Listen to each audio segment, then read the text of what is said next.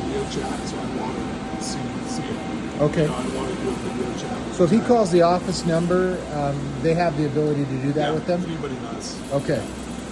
Good. Anybody does. They can just, sometimes some of the guys like, it's like technology. Some people really love technology. Some people are going to shy from it. Right. So same thing with our guys inside. Some of them really like all the time use that video, and other guys are like, I don't know what that is. Just I'm one. I like the video. I like to do the video. But you guys can request like, hey, can I get online with you guys? Can you see what I'm seeing and help me out? And we just send you a link to your phone. I can show you guys here. And you just send a link to your phone and hit accept to let us see through your camera, and then we can see what you're seeing and what you're looking at. Gotcha. So the chances of all 4 motors failing is very rare. So what would be the next step you think you could do? I verified each motor chamber is in the correct chamber. Nothing's miswired. We're going to train on chamber 1 and chamber 2 is coming on or something weird. Okay. I've never seen a problem with just heats in the front. So I really have to go back and just look at the airflow to see what's happening.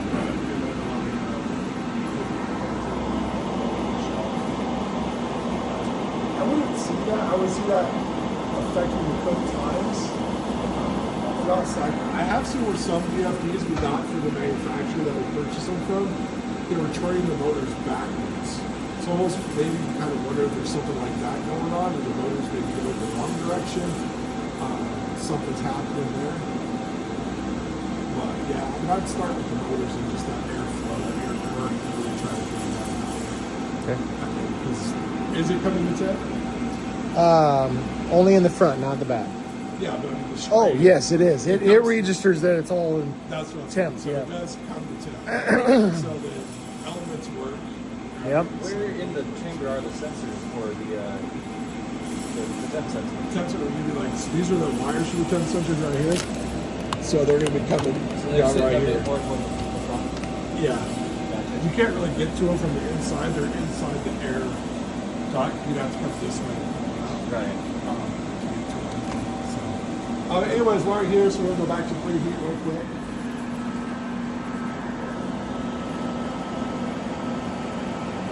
Everything should kick back on, and now we're going to change this. So now we can also come back here. So we did check Amtrons up here. We can also go across their elements down here, and we can see that we got our Amtrons going on. And this is, again, to your point, something I'd want to do, check all the elements, verify all the heat's working correctly, and then we can go from there and figure out, okay, the heat's on, the elements amping, we have an airflow issue for something's going on. Okay. Did something get pulled into the fan? Did something get sucked in? Did something plug it up, restricting the airflow? That's what we have to look at. We can come down and just check.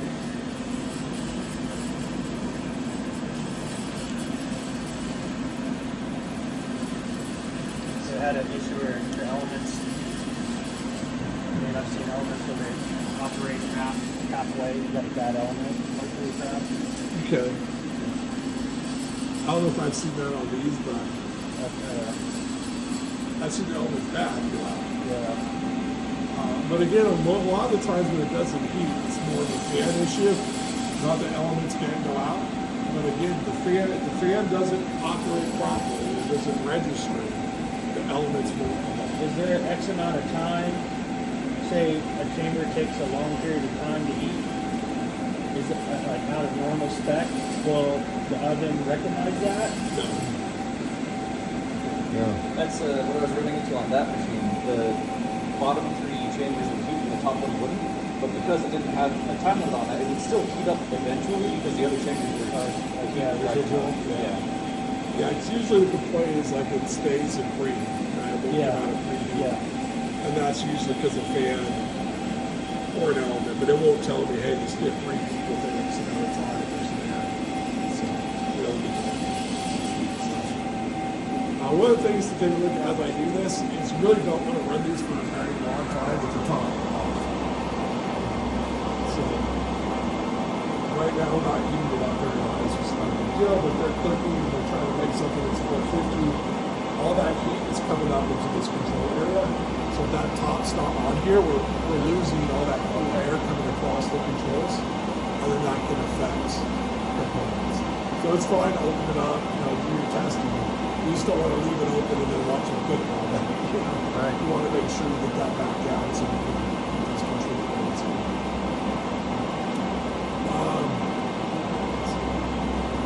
This is cooling down. So we have the questions in solid state relays. So you see it, we're doing a call for heat. First things, our fans kick on. We prove our fans are running. Our LED lights illuminate on the control board, going into a call for heat. LEDs on the solid state relays come on, confirming that we got power at the solid state relays. And then we can see and check our amp draws and our voltages that our power is.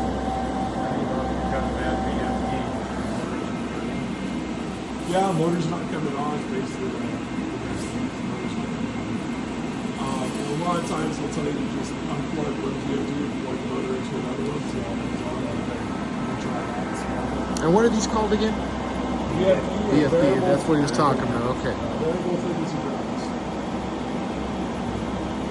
What's a common failure you're seeing a lot in the field, other than handles? Handles number one, speakers, handles, software related stuff.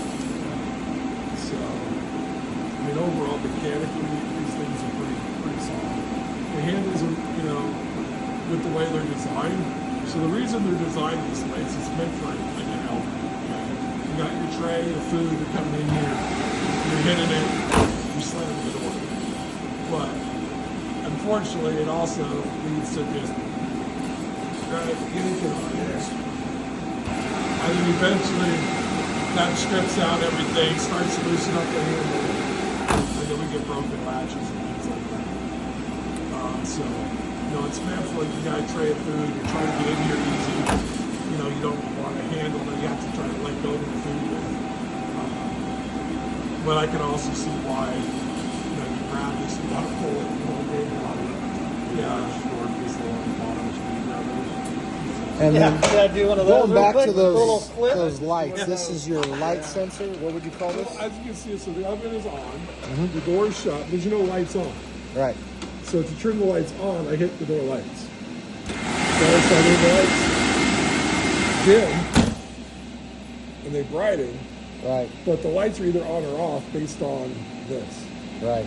So if this is on, and when they're opening this, and then they're closing it, and the lights don't come back It on, sounds like you might have a wiring issue through the hinge. wiring issue through the hinge. That's what Is that what you were saying? I worked on refrigerators for a long time, and that would be the issue that I would find. Oh, we've Yeah, got it's a magnet. Well, so this magnet is your door switch. Well, your magnet's here, your switch is here.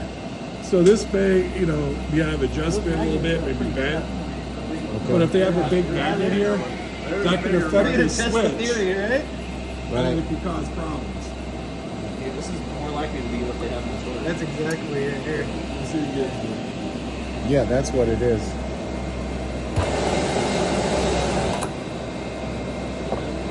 Yeah, this is just it. Oh Just yeah, did it. I could feel it. Yeah. I could feel it in the magnet vibrating. Yeah, so as soon as you took it away, it got bright again. And I swear they had gloves on here. On those. It could be. So that, if they're just complaining about not being bright, it could be that. So if it's magnet- not that, then I need to chase out these wires though and make sure they're all secure. Yeah, so I mean, that would be where I would start, is looking for a Feel it. magnet. You feel it vibrating in it. Yeah. Just trying to catch it. Okay, good to know. You feel energized. And then slide it out there. Yeah. So that's probably going to be. But again, like that's why I'm confused. Like when they said the lights aren't coming on, I was like, well, the lights are controlled by the power motor. Yes, yes. Well, the store leaves the lights on at all times, but every time they open the door and close it, Yeah. that was what happening. Lights are great anyway.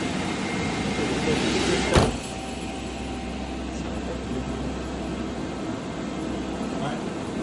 So, I think that's pretty good. If you guys want, we can actually turn it out.